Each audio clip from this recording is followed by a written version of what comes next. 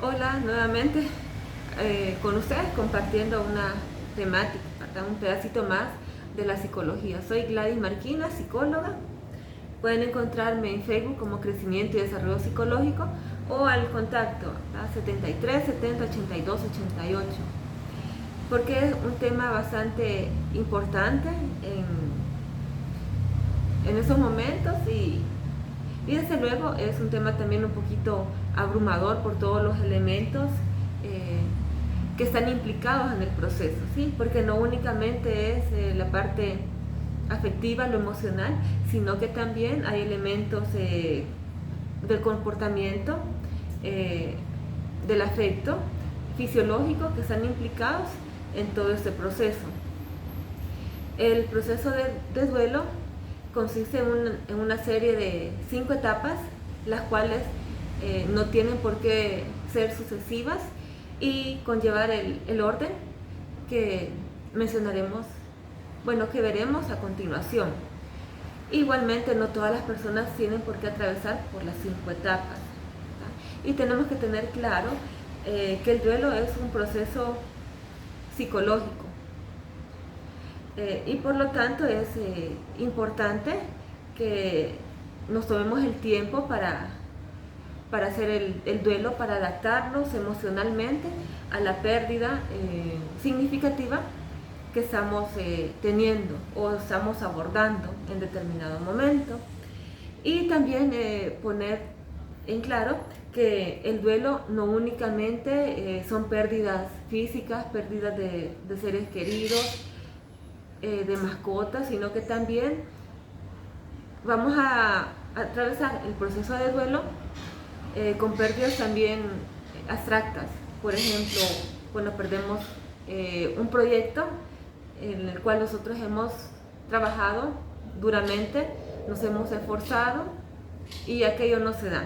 Entonces eso representa un duelo, porque hay un vínculo que nosotros hemos estrechado con ese proyecto. Igualmente, algo abstracto también sería como la pérdida de la libertad, pérdida de algún valor, cualquier elemento abstracto. Ahora, para profundizar ya en las 5 etapas del duelo, creo que es importante hacer mención que la psicóloga Elizabeth Crowe fue la que propuso las etapas del duelo.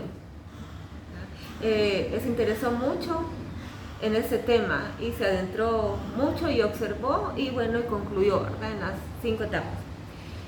La primera etapa es una etapa de negación en la cual nos vamos a ver inmersos en una confusión, posiblemente también nos sintamos un poco incrédulos,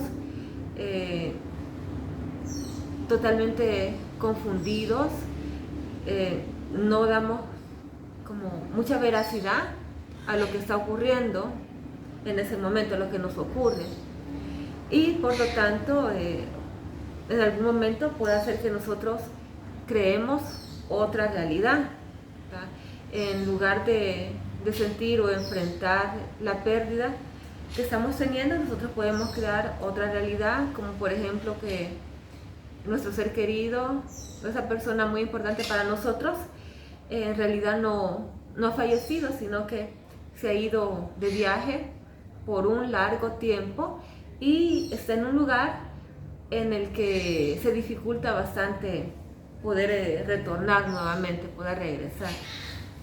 Y nos quedamos con esa nueva realidad creada por nosotros para aminorar el dolor o tener que enfrentar esa situación.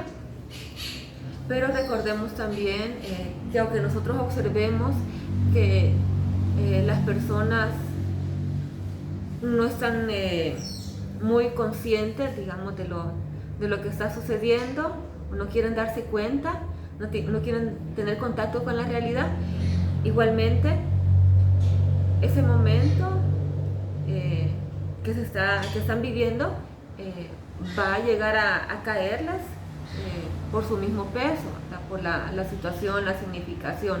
En cualquier momento van a tener que afrontar la pérdida, ¿verdad? La ausencia de esa persona importante para sus vidas. Luego de la etapa de la negación viene la etapa de ira.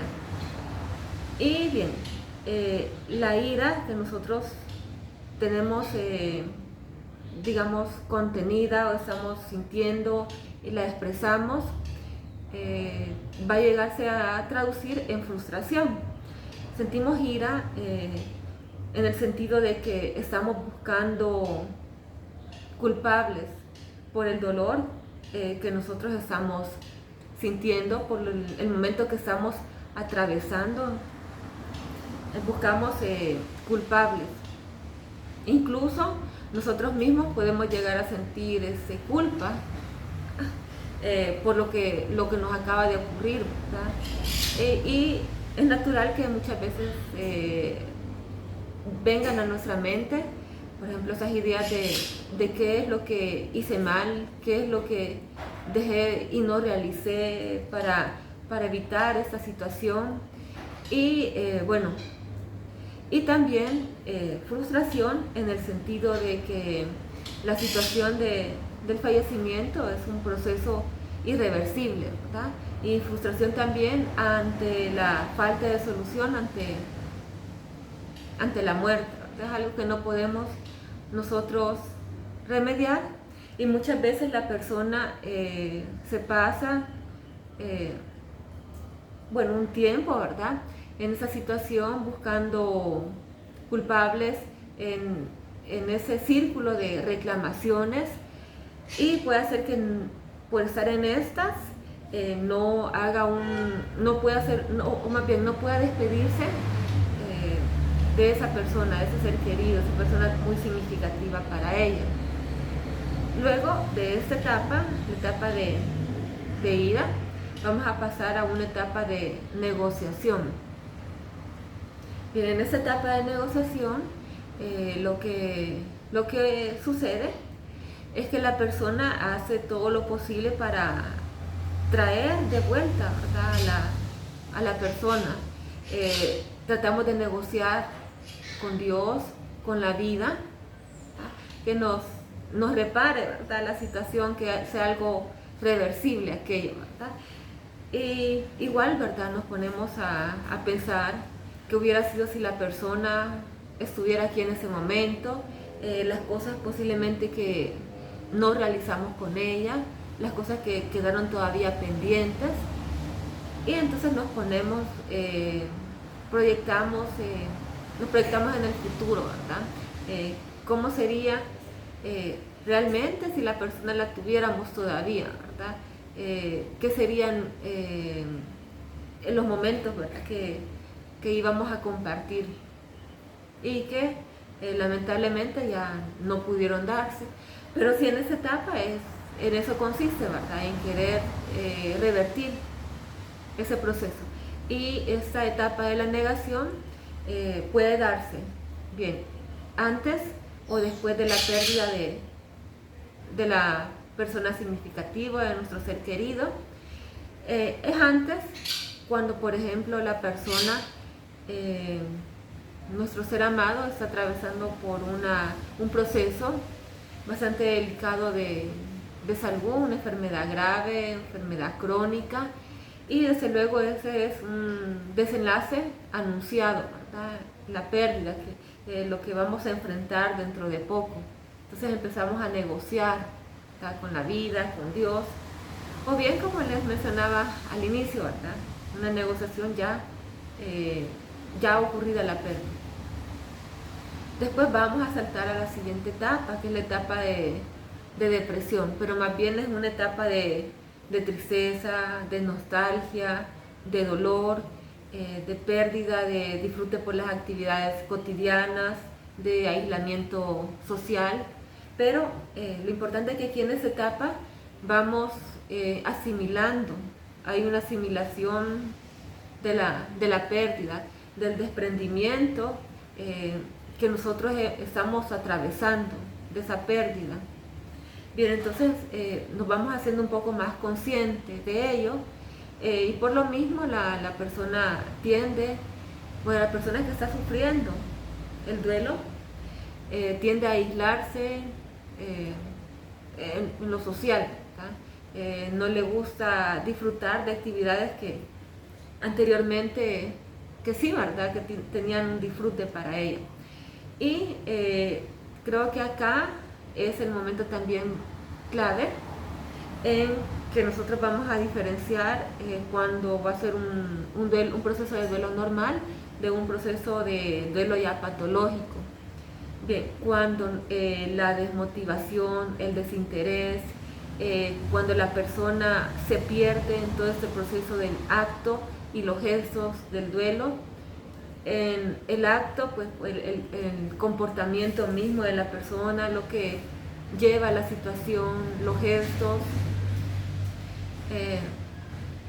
pues el comportamiento, ¿verdad? Que la persona vaya teniendo, ese desánimo, esa tristeza que es muy prolongada se convierte en depresión, y entonces ese es el parámetro, ¿verdad? Para tener una idea, ¿verdad? También de buscar una ayuda profesional, un acompañamiento para esta persona. Si vemos que la desmotivación va avanzando a lo largo del tiempo, entonces es importante buscarle una ayuda psicoterapeuta, ¿verdad? Igualmente acompañar a la persona en sus sentimientos, en sus emociones, y que bueno, también culturalmente quizás no damos como cabida como a esa perspectiva de que pues de expresar nuestros sentimientos, nuestro comportamiento, nuestras experiencias abiertamente. Es como falta un poco más de comunicación, de quizás de estar un poco más consciente de lo que necesita esa persona o la familia doliente en ese momento. Y recordemos que el ser consciente desde luego de estas pérdidas pues causa mucho dolor, es algo abrumador, mucha agitación. De ahí también pueden venir, como les decía al inicio, ¿verdad? Está el factor fisiológico implicado también en todo ello. También se derivan en cuadros de ciertas enfermedades médicas, ¿verdad? O bien las que presenta la persona pueden ir, digamos, agravándose un poco más. Pero lo importante es hacer que la persona salga de esa desmotivación, que se interese más por cosas que le gustaban hacer anteriormente.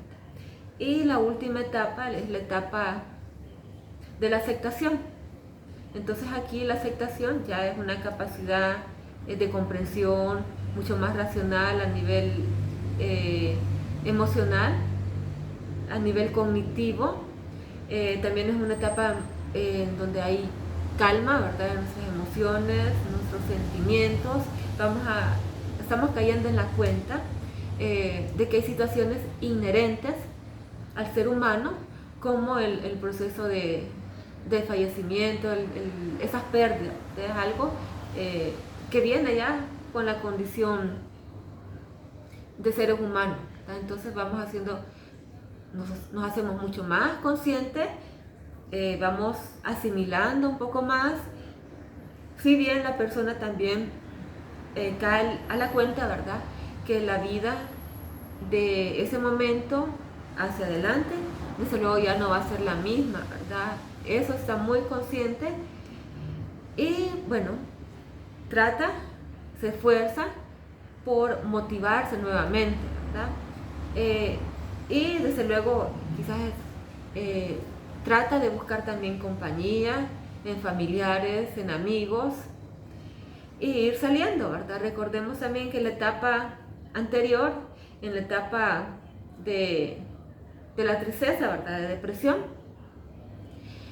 no es que bueno, desde luego atravesamos por mucha tristeza, mucho dolor, y vamos a hacernos un poco más conscientes, ¿verdad? Pero justamente aquí en esta etapa hay personas que necesitan quizás ayuda cuando están muy desmotivadas, ¿verdad?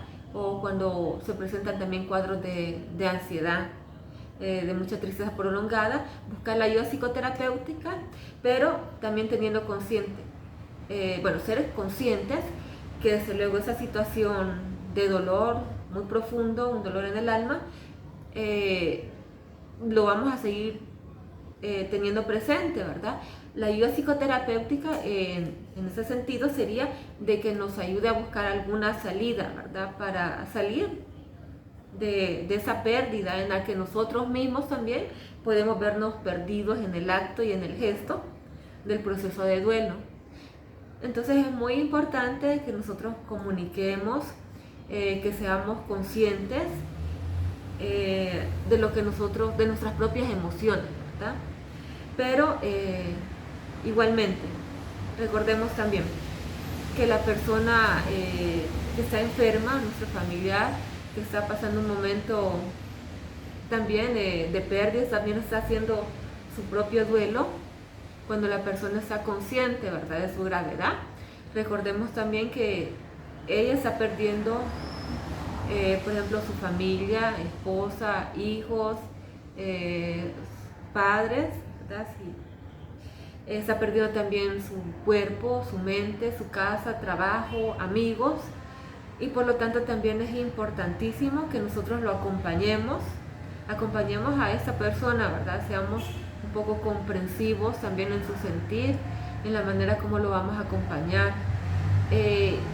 Y bueno, trabajar también el despegarse también de esa persona, ¿verdad? Ir trabajando un poco el desapego, ¿sí?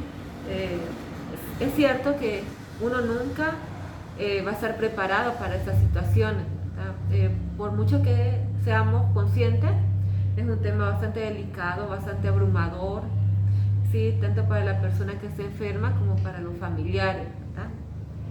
Bien, entonces es importante que rescatemos también, que saquemos también de nosotros mismos